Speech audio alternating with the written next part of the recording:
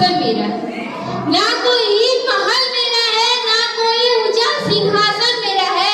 मुझे तो इस बात का गुमान है कि मैं इस वतन की हूँ और ये वतन हिंदुस्तान मेरा है, और ये वतन हिंदुस्तान मेरा है।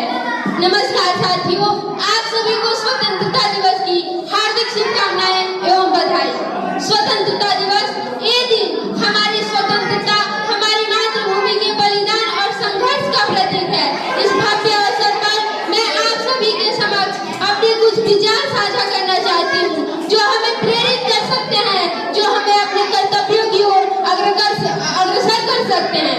यदि हम इस देश के नागरिक हैं तो हमारे भी कुछ कर्तव्य हैं, अपने परिवार को लेकर, अपने देश को लेकर, अपने परिवार को लेकर, अपने राष्ट्र को लेकर, जिसे हमें कभी नहीं भूलना चाहिए।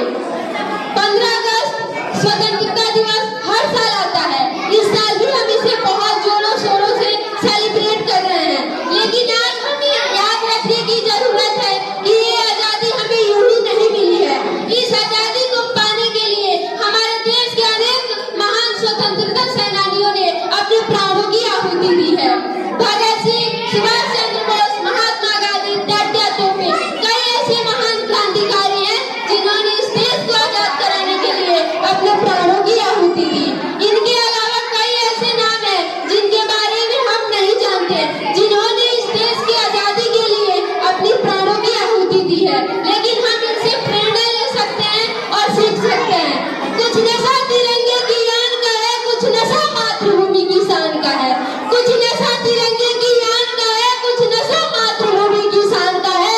हम लहराएंगे तिरंगा हर जगह, क्योंकि नशा ये हिंदुस्तान की सम्मान का है, क्योंकि नशा ये हिंदुस्तान की सम्मान का है।